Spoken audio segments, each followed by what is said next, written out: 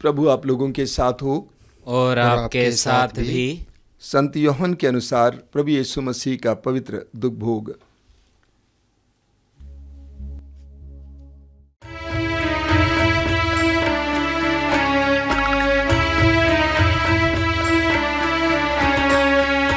उसके द्वारा हे प्रेम सागर तूने बचाया जगत सारा। क्रूस के द्वारा हे प्रेम सागर तूने बचाया जगत सारा। ये सब कहने के बाद ईसा अपने शिष्यों के साथ किद्रोन नाले के उस पार गए। वहां एक बारी थी, उन्होंने अपने शिष्यों के साथ उसमें प्रवेश किया। उनके विश्वासघाती यूदस को भी वह जगह मालूम थी, क्योंकि ईसा अक्सर अपने शिष्यों के साथ वहां गए थे। इसलिए यूदस पलटन और महायाजकों तथा फरीसियों के भेजे हुए प्यादों के साथ वहां आ पहुंचा। वे लोग लालटेने, मशाले और हथियार लिए थे। ईसा ये जानकर कि मुझ पर क्या क्या बीतेगी, आगे बढ़े और उनसे बोले, किसे ढूंढते हो?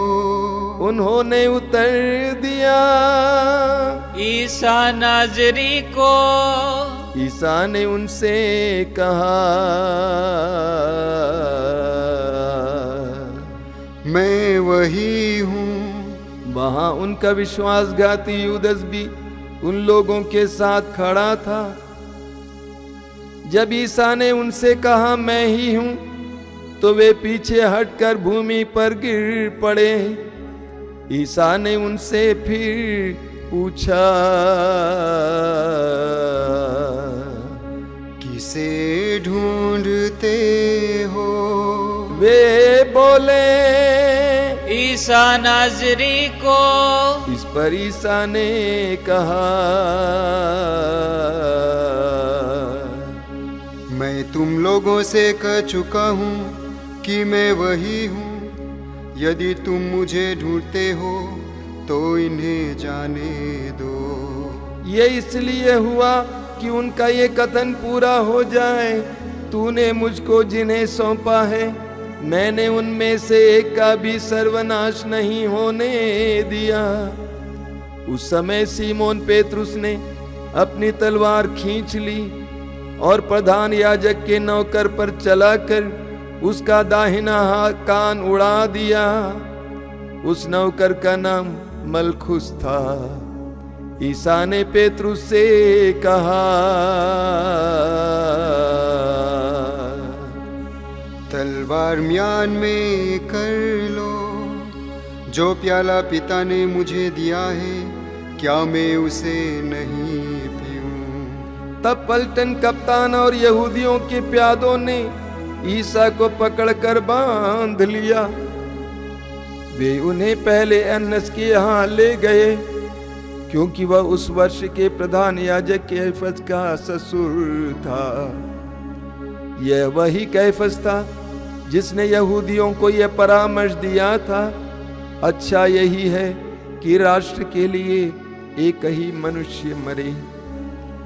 सीमोन पेतरुस और एक दूसरा शिष्य ईसा के पीछे पीछे चले।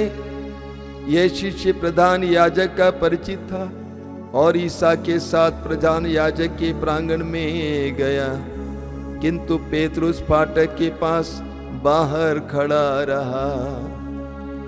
इसीलिए वह दूसरा शिष्य जो प्रधान याजक का परिचित था फिर बाहर गया और द्वारपाली से कहकर पेतरुस को भीतर ले आया।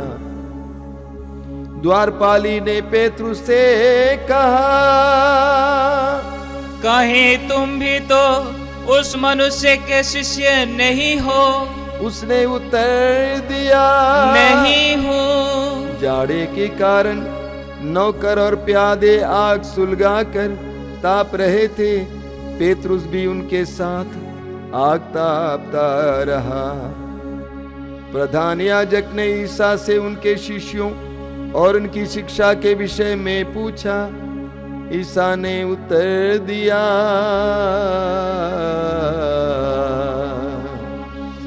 मैं संसार के सामने प्रकट रूप से बोला हूँ। मैंने सदा सभागृह और मंदिर में, जहाँ सब यहूदी एकत्र हुआ करते हैं, शिक्षा दी है। मैंने गुप्त रूप से कुछ नहीं कहा। यह आप मुझसे क्यों पूछते हैं, उनसे पूछिए जिन्होंने मेरी शिक्षा सुनी है। वे जानते हैं कि मैंने क्या क्या कहा। इस पर पास खड़े प्यादों में से एक ने ईसा को थप्पड़ मारकर कहा, तुम प्रधान याजक को इस तरह जवाब देते हो? ईसा ने उससे कहा, यदि मैंने गलत कहा तो गलती बता दो, और यदि ठीक कहा तो मुझे क्यों मारते हो। इसके बाद अन्नस ने बांधे हुए ईसा को प्रधान याजक कैफस के पास भेजा। सीमोन पेतरुस उस समय आग ताप रहा था। कुछ लोगों ने उससे कहा, कहीं तुम भी तो उसके शिष्य नहीं हो? उसने अस्वीकार करते हुए कहा, नहीं हो। प्रधान याजक का एक नौकर उस व्यक्ति का संबंधी था जिसका कान पेतरुस ने उड़ा दिया था। उसने कहा, क्या मैंने तुमको उसके साथ बारी में नहीं देखा था? पेतरुस ने फिर अस्वीकार किया और उसी क्षण मुर्गे ने बांग दी।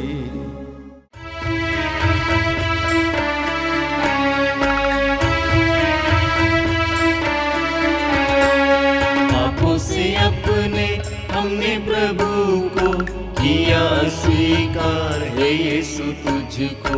पापों से अपने हमने प्रभु को किया स्वीकार, है यीशु तुझको। तब वे ईसा को कैफस के यहाँ से राज्यपाल के भवन ले गए। अब भोर हो गया था। वे भवन के अंदर इसलिए नहीं गए कि अशुद्ध न हो जाएं, बल्कि पास्का का मेमना खा सके।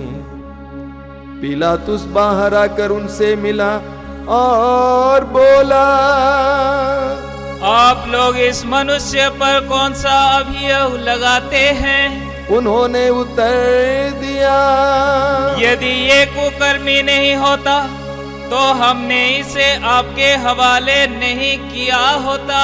पिलातुस ने उनसे कहा, आप लोग इसे ले जाइए और अपनी संहिता के अनुसार इसका न्याय कीजिए। यहूदियों ने उत्तर दिया, हमें किसी को प्राण दंड देने का अधिकार नहीं है। यह इसलिए हुआ कि ईसा का वो कथन पूरा हो जाए जिसके द्वारा उन्होंने संकेत किया था कि उनकी मृत्यु किस प्रकार की होगी। तब पिलातुस ने फिर भवन में जाकर ईसा को बुला भेजा और उनसे कहा, क्या तुम यहूदियों के राजा हो? ईसा ने उत्तर दिया,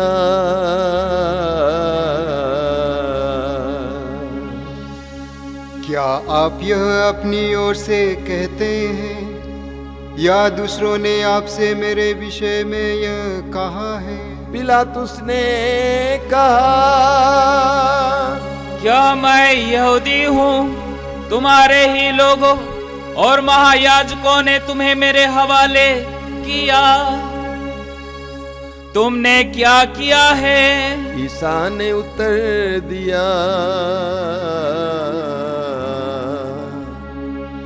मेरा राज्य इस संसार का नहीं है। यदि मेरा राज्य इस संसार का होता तो मेरे अनुयायी लड़ते और मैं यहूदियों के हवाले नहीं किया जाता।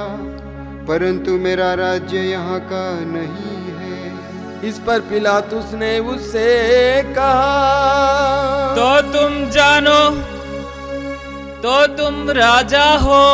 ईसा ने उत्तर दिया, आप ठीक ही कहते हैं, मैं राजा हूँ। मैं इसलिए जन्मा और इसलिए संसार में आया हूँ कि सत्य के विषय में साक्ष्य दूं। जो सत्य के पक्ष में है वो मेरी सुनता है। पिलातुस ने उनसे कहा, सत्य क्या है? वह ये कहकर फिर बाहर गया और यहूदियों के पास आकर बोला, मैं तो उसमें कोई दोष नहीं पाता हूँ, लेकिन तुम्हारे लिए पास्का के अवसर पर एक बंदी को रिहा करने का रिवाज है। क्या तुम लोग चाहते हो कि मैं तुम्हारे लिए यहूदियों के राजा को रिहा कर दूं? इस पर वे चिल्ला उठे, इसे नहीं, बराबस को। बराबस तो डाकू था। तब पिलातुस ने ईसा को ले जाकर कोड़े लगाने का आदेश दिया। सैनिकों ने कांटों का मुकुट गूंथकर उनके सिर पर रख दिया और उन्हें बैंगनी कपड़ा पहनाया। फिर वे उनके पास आकर कहते थे, यहूदियों के राजा प्रणाम। और वे उन्हें थप्पड़ मारते जाते थे। पिलातुस ने फिर बाहर जाकर लोगों से कहा, देखो, मैं उसे तुम लोगों के सामने बाहर ले आता हूँ, जिससे तुम ये जान लो कि मैं उसमें कोई दोष नहीं पाता। तब ईसा कांटों का मुकुट और बैंगनी कपड़ा पहने बाहर आए। पिलातुस ने लोगों से कहा, यही है वो मनुष्य। महायाजक और प्यादे उन्हें देखते ही चिल्ला उठे, इसे क्रूस दीजिए, इसे क्रूस दीजिए। पिलातुस ने उनसे कहा, इसे तुम ही ने ले जाओ और क्रूस पर चढ़ाओ, मैं तो इसमें कोई दोष नहीं पाता। यहूदियों ने उत्तर दिया, हमारी एक संहिता है और उस संहिता के अनुसार ये प्राण दंड के योग्य है, क्योंकि इसने ईश्वर का पुत्र होने का दावा किया है। पिलातुस ये सुनकर और भी डर गया। उसने फिर भवन के अंदर जाकर ईसा से पूछा, तुम कहाँ के हो? किंतु ईसा ने उसे उत्तर नहीं दिया। इस पर पिलातुस ने उनसे कहा, तुम मुझसे क्यों नहीं बोलते? क्या तुम ये नहीं जानते कि मुझे तुमको रिहा करने का भी अधिकार है और तुमको क्रूस पर चढ़ाने का भी? ईसा ने उत्तर दिया,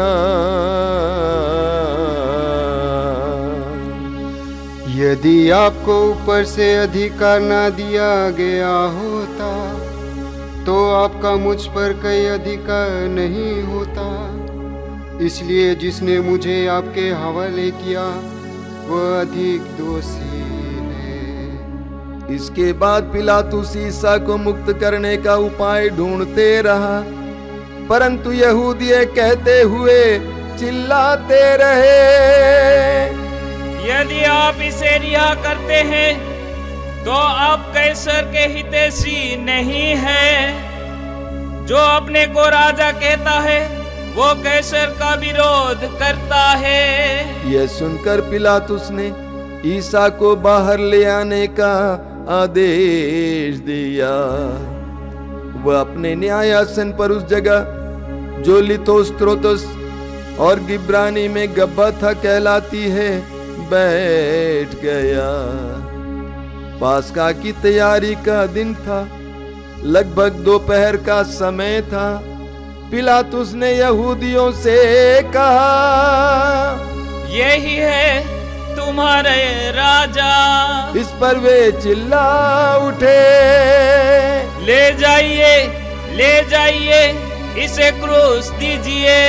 पिलातुस ने उनसे कहा, क्या मैं तुम्हारे राजा को क्रूस पर चढ़ा दूं? महायाजकों ने उत्तर दिया, कैसर के सिवा हमारा कोई राजा नहीं। तब पिलातुस ने ईसा को क्रूस पर चढ़ाने के लिए उनके हवाले कर दिया। वे ईसा को ले गए और वो अपना क्रूस ढोते हुए खोपड़ी की जगह नामक स्थान गए। इब्रानी में उसका नाम गुलगुथा है। वहां उन्होंने ईसा को और उनके साथ 2 व्यक्तियों को क्रूस पर चढ़ाया, एक को इस ओर, दूसरे को उस ओर, और बीच में ईसा को। पिलातुस ने एक दोष पत्र भी लिखवा कर क्रूस पर लगवा दिया। वह इस प्रकार था, ईसा नाजरी यहूदियों के राजा। बहुत से यहूदियों ने यह दोष पत्र पढ़ा, क्योंकि वो स्थान जहां ईसा क्रूस पर चढ़ाए गए थे शहर के पास ही था, और दोष पत्र इब्रानी, लातीनी और यूनानी भाषा में लिखा हुआ था। इसीलिए यहूदियों के महायाजकों ने पिलातुस से कहा, आप ये नहीं लिखिए यहूदियों का राजा, बल्कि इसने कहा कि मैं यहूदियों का राजा हूँ। पिलातुस ने उत्तर दिया, मैंने जो लिख दिया सो लिख दिया। ईसा को क्रूस पर चढ़ाने के बाद सैनिकों ने उनके कपड़े ले लिए और कुर्ते के सिवा उन कपड़ों को 4-4 भाग कर दिए, हर सैनिक के लिए एक एक भाग। उस कुर्ते में सीवन नहीं था, वह ऊंच से नीचे तक पूरा का पूरा बुना हुआ था। उन्होंने आपस में कहा, हम इसे नहीं फाड़े, चिट्ठी डालकर देख ले कि ये किसे मिलता है। यह इसलिए हुआ कि धर्म ग्रंथ का ये कथन पूरा हो जाए। उन्होंने मेरे कपड़े आपस में बांट लिए और मेरे वस्त्र पर चिट्ठी डाली। सैनिकों ने ऐसा ही किया। ईसा की माता, उसकी बहन क्लोफस की पत्नी मरियम और मरियम मगदलेना उनके क्रूस के पास खड़ी थी। ईसा ने अपनी माता को और उनके पास अपने उस शिष्य को, जिसे वो प्यार करते थे, देखा। उन्होंने अपनी माता से कहा, भद्रे, यह आपका पुत्र है। इसके बाद उन्होंने उस शिष्य से कहा, यह तुम्हारी माता है। उस समय से उस शिष्य ने उसे अपने यहाँ आश्रय दिया। तब ईसा ने यह जानकर कि अब सब पूरा हो चुका है, धर्म ग्रंथ का लेख पूरा करने के उद्देश्य से कहा, मैं प्यासा हूँ। वहां खट्टी अंगूरी से भरा एक पत्र रखा हुआ था। लोगों ने उसमें एक पनसोखता डुबाया और उसे जूफे की डंडी पर रखकर ईसा के मुख से लगा दिया। ईसा ने खट्टी अंगूरी चख कर कहा,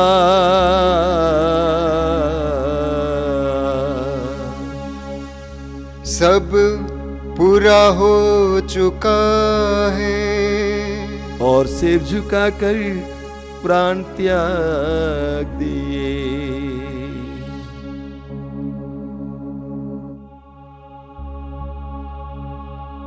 वो तैयारी का दिन था।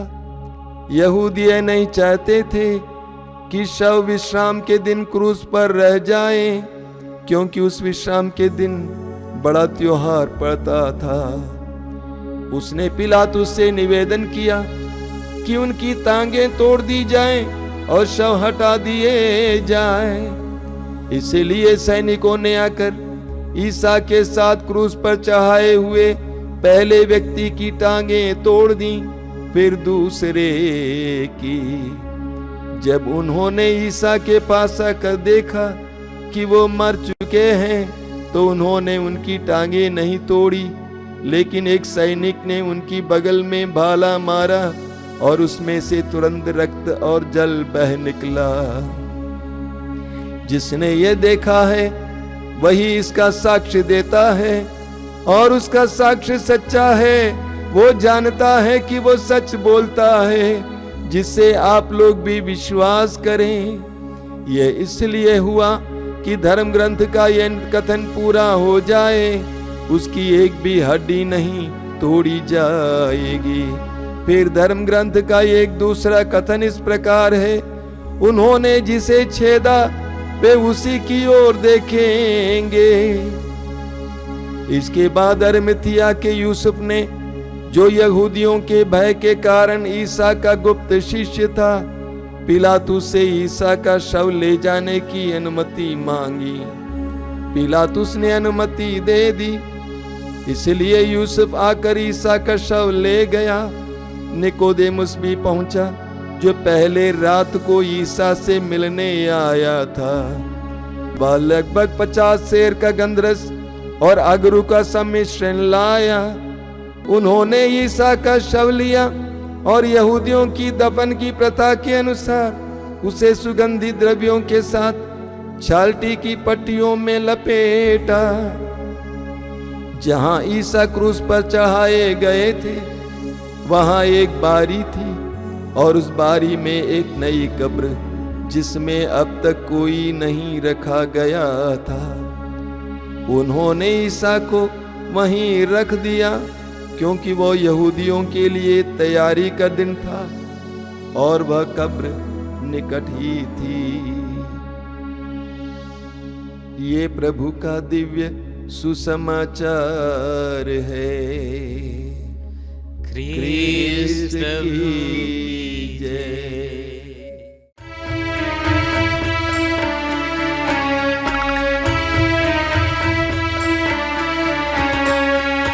उसके द्वारा हे प्रेम सागर, तूने बचाया जगत सारा।